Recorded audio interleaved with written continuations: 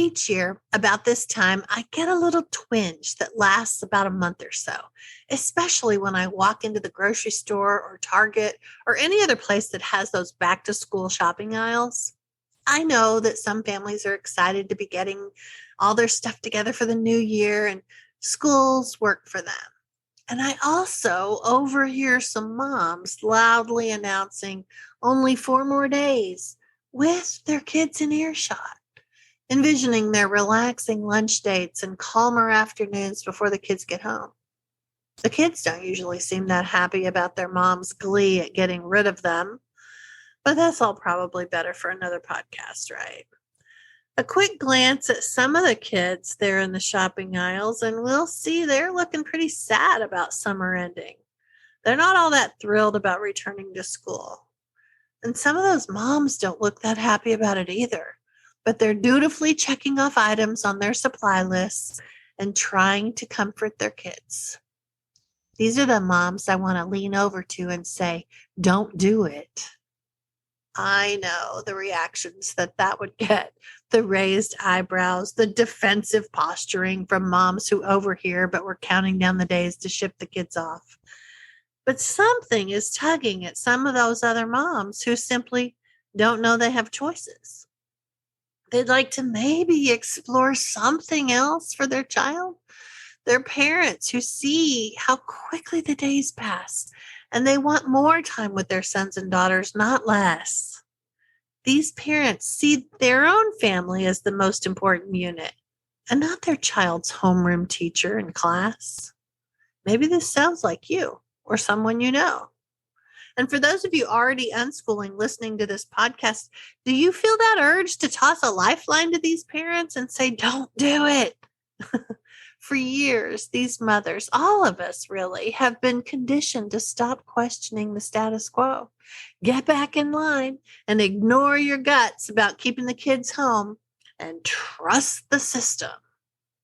Well, I'm Sue Patterson, and this is the Unschooling Mom to Mom podcast.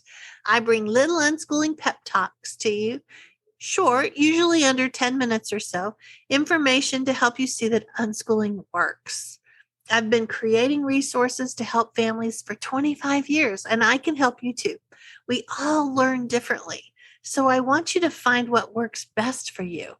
Knowledge and support is what leads you to unschooling success, and I offer both.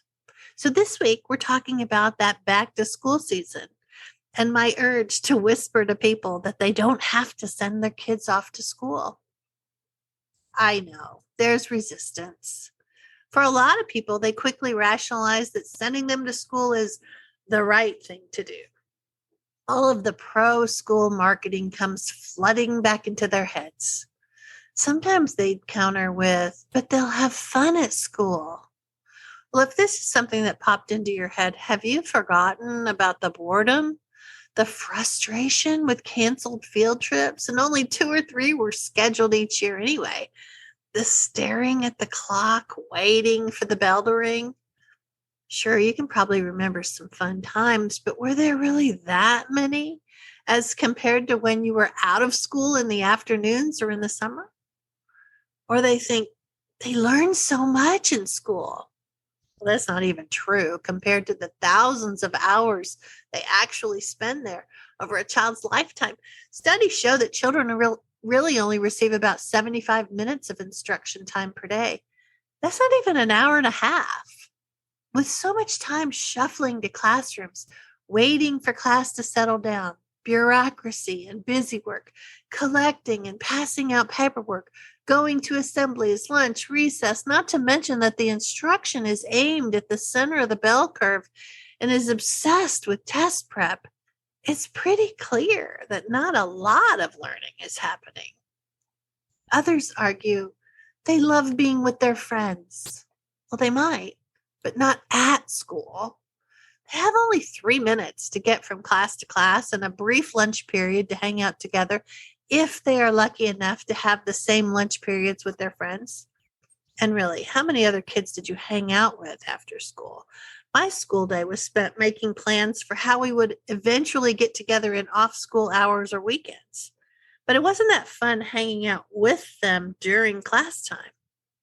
Just because your desk is next to someone doesn't mean you have any shared interests, just shared birth years or shared first letter of their last name. What about the bullying so many kids have to endure? They end up creating all kinds of maladaptive coping mechanisms. They learn that no one will rescue them, and they're forced to be in these situations for most of their waking hours. Maybe the worry is, but I couldn't homeschool. I'm not a teacher. Well, it's not necessary. Most of the education teachers receive in school to become teachers has to be shelved because of the way the system is set up. Even if teachers are good, most of their time is spent on crowd control and test prep and creating lesson plans for the entire class. It isn't individualized the way you could with your own child. And that's going to be even worse with the teacher shortage that's happening now. Still, I want to tell them don't do it. And if they didn't roll their eyes and push their shopping cart away from me, I would add a few more things. Life is short. Spend as many hours with your kids as possible. As I look back at the years my kids were living at home, it really did fly by. I would tell them make life an adventure. Real life waits outside those school doors. Parents can have the incredible opportunity to become tour guides, joining the kids on these explorations and discoveries, learning alongside them. Also, learning is everywhere. Learning happens every day, all the time. It doesn't have to be divided up and parceled out in boring, dull, disconnected ways. When you relax and start to look for it, you'll see it hidden all throughout your kid's day. And you're not alone. Hundreds of thousands of kids are homeschooling and even unschooling. They are all discovering that schools do not have a corner on the market of learning. They are living in a way that allows them to pursue their interests, practice personal responsibility, learn on their own or in groups, make friends, and create entire communities out in the real world. Because you really can do this. Resources abound. I have all kinds of ways to get you some support and information. You don't have to do this alone. I'm right here, rooting you on, walking along beside you, holding your hand.